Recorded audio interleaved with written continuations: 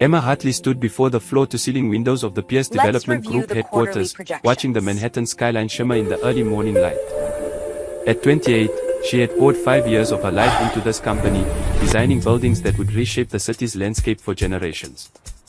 Yet as she clutched her leather portfolio containing her latest design, a knot of anxiety tightened in her stomach. Hartley, my office. Now. Jonathan Pierce's voice cut through the open-plan workspace like a blade. He stood in his glass-walled corner office, arms crossed over his custom-tailored suit, his steel grey eyes fixed on her with the warmth of a winter storm. Emma made her way across the pristine white floors, past rows of drafting tables where her colleagues kept their heads down, pretending not to notice. Everyone knew what it meant when Jonathan summoned you with that tone. She entered his domain, a space decorated with architectural awards, framed magazine covers featuring his face, and abstract art pieces worth more than most people's houses. "Close the door," he commanded without looking at her, his attention fixed on the tablet in his hands. At 42, Jonathan Pierce was everything the business magazines claimed: brilliant, ruthless, and devastatingly successful. His dark hair held just enough silver to suggest wisdom, and his presence filled every room he entered. Emma had once admired him, back when she believed talent and hard work would earn respect. "The Riverside Project," he began, finally glancing up. "The commission loved the sustainable design concept.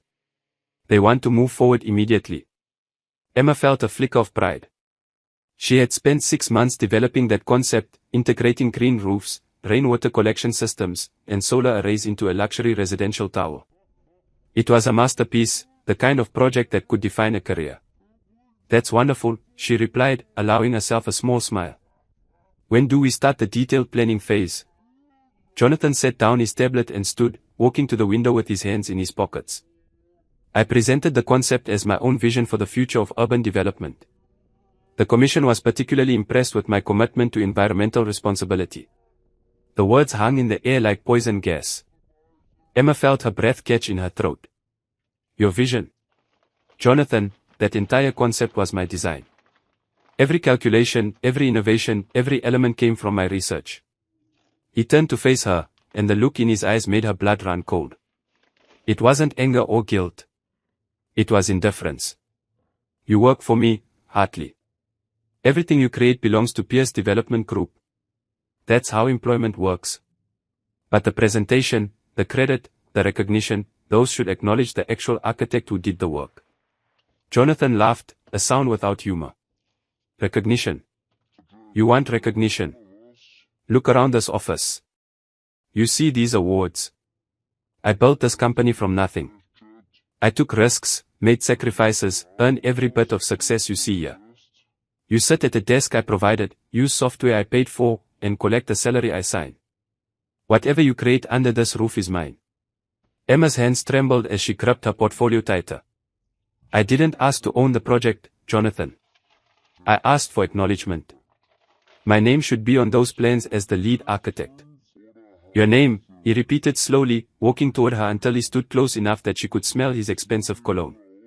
"Tell me something, Hartley. Why should your name matter? You're replaceable. There are 100 talented architects who would kill for your position. What makes you think you're special?" The words struck like physical blows, but Emma stood her ground. "Because I am good at what I do. The Riverside design isn't just another building.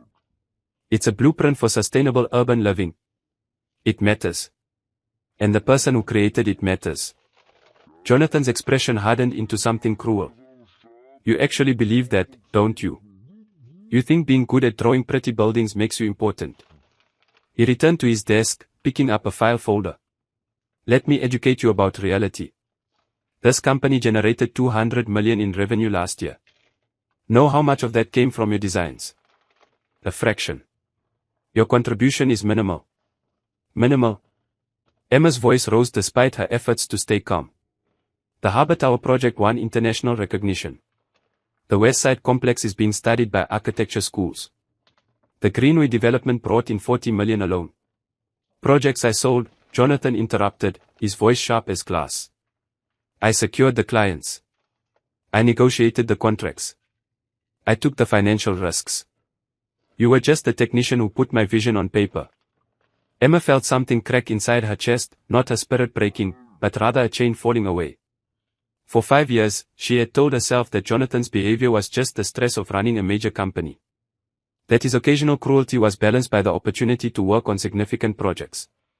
That her talent would eventually speak for itself. She had been lying to herself. I resign, she said quietly. Jonathan looked up, genuine surprise crossing his features for the first time. Excuse me. I quit. Effective immediately. Emma set her portfolio on his desk.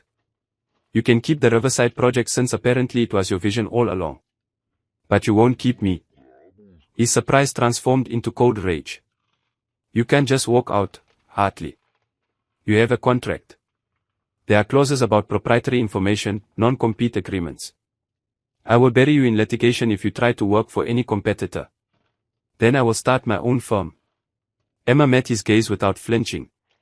I will design buildings that actually help people instead of just making billionaires richer. And I will do it without compromising my integrity. Jonathan stood slowly, his face flushing with anger. Your integrity. The word dripped with contempt. You think you have integrity? You're nothing, Hartley. A mediocre talent with delusions of grandeur. Without this company, without my name behind your work, you will disappear into obscurity. Perhaps, Emma acknowledged. But I would rather be nobody with my self-respect than somebody who sold their soul for a corner office. Get out, Jonathan snarled, pointing at the door. Clear your desk and leave this building. And when you are living in some studio apartment, struggling to pay rent, working on house renovations for suburban families, remember this moment. Remember that you threw away the opportunity of a lifetime because your feelings got hurt. Emma walked to the door, then paused with her hand on the handle. She turned back to face the man she had once respected. You know what the saddest part is, Jonathan? You have everything anyone could want. Money, power, success. But you have no idea what actually matters. And someday, when you are sitting alone in this beautiful prison you have built, you will realize that all your achievements mean nothing because you destroyed everyone who tried to care about you. Jonathan's face twisted with fury. He took 3 quick steps toward her, and for a moment Emma thought he might actually become physically threatening. Instead, he leaned close, his voice dropping to a venomous whisper that would haunt her for weeks to come. I feel disgusted by you. The words were carefully chosen, deliberately cruel. Not with you, but by you, as if her very existence provoked revulsion. His eyes held hers, making sure she understood the depth of his contempt. Disgusted by your arrogance, your ingratitude, your pathetic need for validation. You are not special, Emma Hartley. You are ordinary, forgettable, and beneath my notice. Emma stood frozen, feeling the full weight of his hatred wash over her. Part of her wanted to crumble, to apologize, to beg for her job back. But a stronger part, the part that had survived 5 years of systematic belittlement, refused to break. Thank you, she said softly. Jonathan blinked, confused. What? Thank you for finally being honest about how you see me. For 5 years, I convinced myself that you respected my work even if you didn't show it. I told myself that one day you would acknowledge my contributions. But you just freed me from that delusion. You feel disgusted by me. Good. Because I finally feel free of you. She opened the door and walked out, leaving Jonathan Pierce standing alone in his glass palace, surrounded by awards and achievements that suddenly felt hollow. As Emma crossed the office for the last time, her colleagues watched with wide eyes. They had witnessed plenty of people leaving Pierce Development Group over the years, fired or broken. But they had never seen anyone walk away with their head held high. Emma packed her personal items into a simple cardboard box, ignoring the whispers around her. When she stepped into the elevator, she caught a glimpse of Jonathan through his glass walls. He stood motionless, staring at the portfolio she had left behind, and for just a moment, he looked less like a conquering titan and more like a man who had just lost something valuable without realizing it until too late. The elevator doors closed, and Emma descended from the 42nd floor, leaving behind 5 years of her life. She had no plan, no backup job, no safety net. But as she stepped out onto the bustling Manhattan street, breathing in the spring air, she felt lighter than she had in years. Whatever came next, it would be on her own terms. She pulled out her phone and scrolled through her contacts until she found the name she was looking for, Rachel Winters, head of the City Planning Commission. They had worked together on several zoning projects, and Rachel had once mentioned that the commission needed ethical consultants who actually understood sustainable development. Emma hit dial. It was time to discover what she could accomplish when she stopped trying to earn the approval of someone who would never give it. It was time to find out what really mattered. 3 months after walking out of Pierce Development Group, Emma sat in a modest office space in Brooklyn, surrounded by architectural plans and environmental impact reports. The walls were bare except for a single frame certificate, her architecture license with her name clearly printed. Emma Hartley, licensed architect. No corporation claiming ownership, no billionaire taking credit. Just her name and her credentials. Her phone buzzed with a message from Rachel Winters, City Council meeting today at 2. Your report on Pierce's zoning violations is on the agenda. Be prepared for pushback. Emma took a deep breath and gathered her documents. For the past 12 weeks, she had been working as an independent consultant for the City Planning Commission, reviewing development proposals for environmental compliance and zoning adherence. What she had discovered about Pierce Development Group's practices had shocked even her.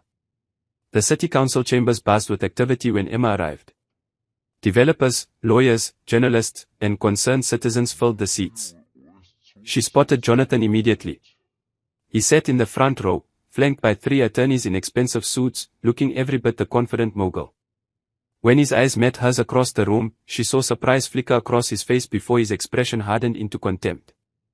We will now hear from Emma Hartley regarding irregularities in the Harbour Tower development, announced Council President Thomas Green, a grey-haired man known for his no-nonsense approach to urban planning. Emma approached the podium, acutely aware of Jonathan's burning stare. She opened a folder and began speaking in a clear, steady voice that betrayed none of her nervousness. Thank you, Council President Green. Over the past 3 months, I have reviewed the documentation for 17 projects developed by Pierce Development Group over the last 6 years. What I found represents a systematic pattern of environmental violations, zoning manipulation, and fraud. Murmurs rippled through the chamber. Jonathan leaned forward, whispering urgently to his lawyers. Emma continued, displaying slides on the large screen behind her. The Harbour Tower, which received international acclaim for its innovative design, was approved based on environmental impact reports that significantly understated the project's carbon footprint. According to the submitted documents, the building would generate 30% less emissions than traditional construction. My independent analysis shows it actually generates 15% more. That's a lie, Jonathan's voice rang out. He stood, his face flushed with anger. Those reports were prepared by certified environmental engineers. Engineers you paid, Emma replied calmly, and whose findings contradicted their own raw data. I have obtained the original field reports through public records requests. The numbers were altered before submission to this council. Council President Green banged his gavel. Mr. Pierce, you will have your turn to respond. Ms. Hartley has the floor. Emma clicked to the next slide, showing side-by-side comparisons of architectural plans. The West Side complex received zoning variances based on a promise to include affordable housing units. The approved plans showed 40 units designated for low-income residents. The actual building contains 8, and even those are priced beyond what qualifies as affordable housing. We made adjustments during construction, one of Jonathan's attorneys interjected. Market conditions changed. Market conditions or profit margins? Emma countered. Because the space allocated for affordable units was converted into luxury penthouses that sold for $3 million each. That's not an adjustment. That's fraud. For the next hour, Emma systematically dismantled Jonathan's carefully constructed reputation. She presented evidence of bribed inspectors, falsified environmental studies, and buildings constructed below safety standards with documentation altered to pass inspection. The most damning revelation concerned the Riverside project, the sustainable design Jonathan had claimed as his own vision. The Riverside development was approved based on innovative green technology that would set new standards for environmental responsibility, Emma explained, pulling up the original design documents on screen. Solar panels covering 40% of the roof surface, rainwater collection systems, geothermal heating and cooling. The city granted significant tax incentives based on these features. She clicked to photos of the construction site. This is Riverside as it actually exists. Solar panels covering less than 10% of the roof, no rainwater collection system, conventional HVAC instead of geothermal. The environmental features that justified the tax breaks were never installed. Pierce Development Group saved approximately $8 million in construction costs while collecting $12 million in green building incentives. That's theft from taxpayers. The chamber erupted in angry voices. Jonathan stood again, his composure finally cracking. This is character assassination by a disgruntled former employee. Emma Hartley was fired for incompetence and is now trying to destroy my reputation out of spite. Emma met his gaze without flinching. I was not fired. I resigned because I refused to be complicit in fraud. And everything I have presented today is documented fact, verified by independent engineers and backed by public records that anyone in this chamber can review. Council President Green called for order, then turned to Jonathan. Mr. Pierce, these are serious allegations. Do you have evidence to refute Ms. Hartley's findings? Jonathan's lead attorney stood, a sharp-faced woman named Victoria Holmes who specialized in making problems disappear. Council President, we question both the methodology and motivation behind this so-called investigation. Ms. Hartley is not an impartial observer. She has a personal vendetta against my client. Then address the evidence, Emma said firmly. Show me where my analysis is wrong. Provide the original environmental reports. Explain why buildings don't match approved plans. Demonstrate that those affordable housing units actually exist. Victoria Holmes shuffled papers, but Emma could see the panic behind her professional mask. There was no defense because the evidence was irrefutable. We will need time to prepare a comprehensive response, Victoria said finally. You have had 3 months, Council President Green replied. Ms. Hartley provided your office with preliminary findings in June. It is now September. The time for delays has passed. Over the next 2 hours, the council heard from other witnesses, former Pierce Development employees who confirmed the fraudulent practices, environmental engineers who had been pressured to alter reports, residents of Pierce buildings who had experienced structural issues that were covered up rather than fixed. Each testimony painted a darker picture of Jonathan's empire. Emma watched Jonathan's face throughout the proceedings. She saw him cycle through anger, denial, and finally something that might have been fear. His attorneys whispered constantly in his ears, but their body language suggested they were discussing damage control rather than vindication. When the council finally adjourned to deliberate, Emma gathered her documents. She felt a hand on her shoulder and turned to find Robert Chen, a senior architect who had left Pierce Development 2 years earlier. That took courage, he said quietly. I knew about some of this but was too afraid to speak up. I had a family to support, a mortgage. I convinced myself it wasn't my responsibility. It's everyone's responsibility, Emma replied. Every time we stay silent about corruption, we become part of it. Robert nodded slowly. You know he will come after you. Jonathan doesn't forgive people who humiliate him. He already destroyed whatever he could. I have nothing left for him to take. But Emma was wrong about that, as she would discover within the hour. The council reconvened with a decision that sent shockwaves through the real estate industry.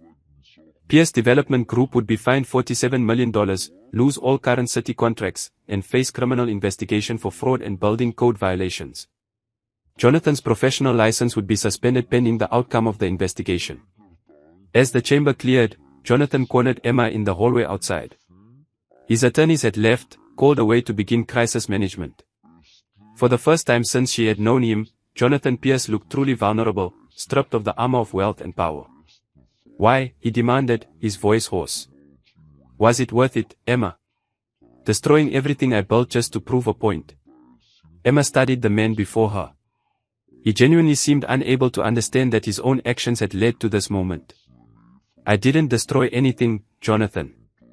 I simply revealed what was already there. You built an empire on fraud and called it success. You stole credit for other people's work and called it leadership.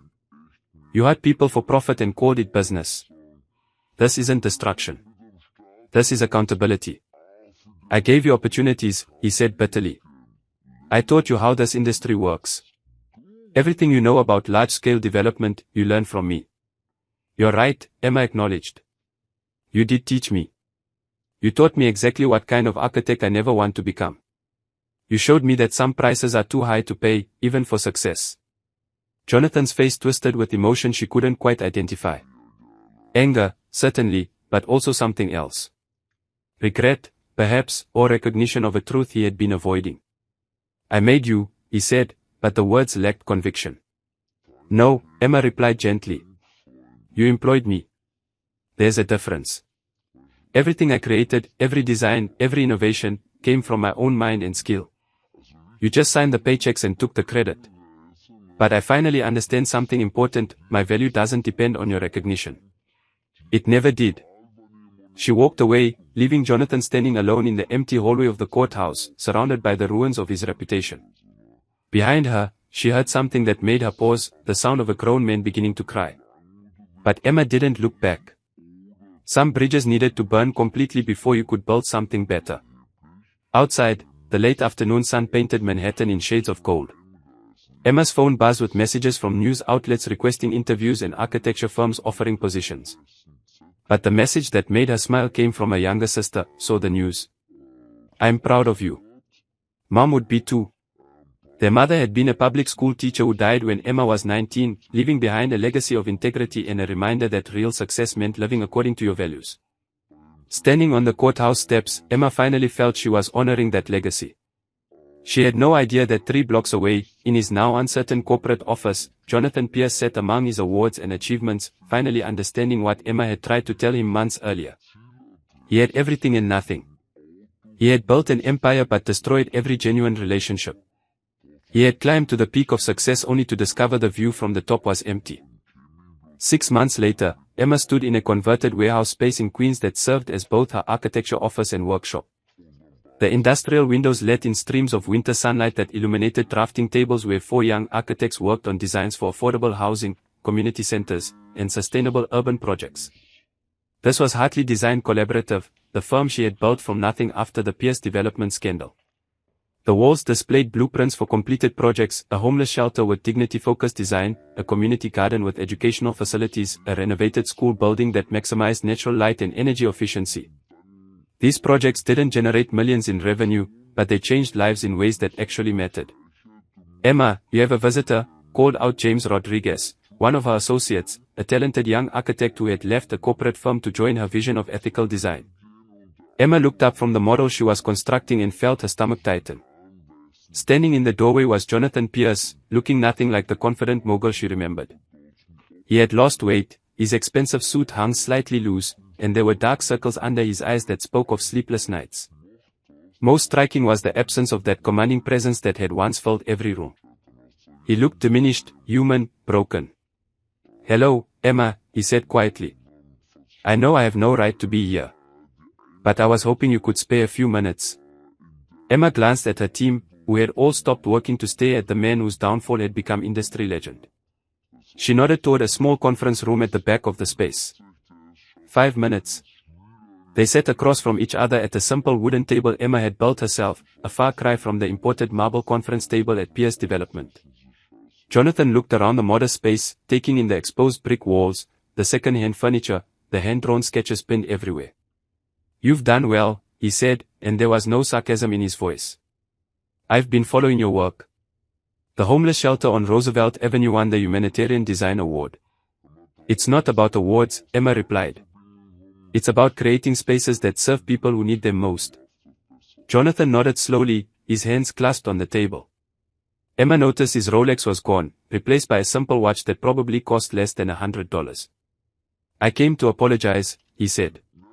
"I know it's far too late, and I know words can't undo the damage I caused. But you deserve to hear it anyway.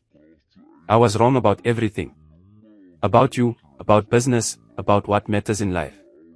Emma studied him, searching for manipulation or calculation. She found only exhaustion and genuine remorse. "What happened, Jonathan? After the hearing?" "Everything fell apart," he said with a bitter laugh. "The criminal investigation led to charges.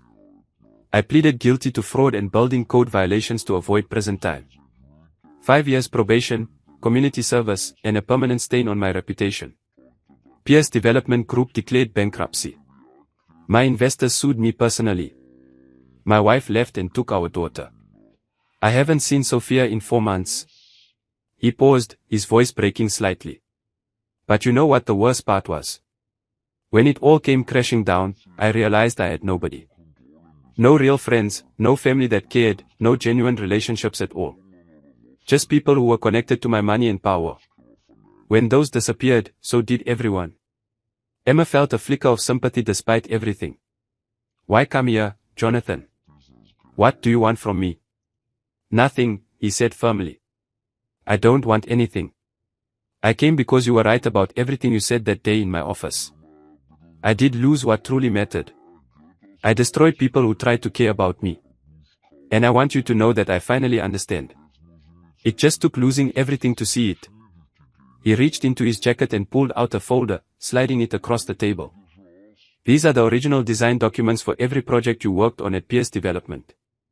Your name as lead architect, your signature, your concepts. I had them removed from the files and replaced with my own. I'm giving them back to you now, along with a signed statement acknowledging your authorship of all those designs. Emma opened the folder and saw her own handwriting, her own sketches, her name on projects she had created but never received credit for. The Harbour Tower, the Westside Complex, the Greenway development, all bearing her signature as the original architect. Tears pricked her eyes, not from the validation but from the waste of it all. Why now? She asked. Why does this matter now? Because you deserve the recognition I stole from you. Because history should record who actually designed those buildings, for better or worse. And because I'm trying to learn what it means to do the right thing, even when it doesn't benefit me. Emma closed the folder and pushed it back across the table. Keep it. Jonathan looked confused. What? Emma, these prove you designed some of the most recognized buildings in the city. This is your legacy. My legacy is what I'm building now, Emma replied, gesturing toward the main office where her team worked on projects that actually help people. Those buildings represent a version of architecture I don't want to practice anymore. They're beautiful but empty, impressive but hollow. Just like the man who put his name on them. The words clearly stung, but Jonathan didn't argue. I deserve that, he said quietly. You did, Emma agreed. But I'm not saying it to hurt you. I'm saying it because it's true. You spent your whole life building monuments to your own ego while crushing everyone around you. You made millions but lost your humanity. And now you're sitting here, broken and alone, finally realizing that none of it mattered. Jonathan sat in silence for a long moment, then looked up at her with eyes that held genuine pain. How do I fix it? How do I become someone different? I don't know if you can, Emma said honestly. Some damage runs too deep. But if you really want to change, stop focusing on redemption and start focusing on service. Use whatever is left of your knowledge and resources to help others instead of enriching yourself. Design buildings that serve communities instead of investors. Teach young architects what not to do.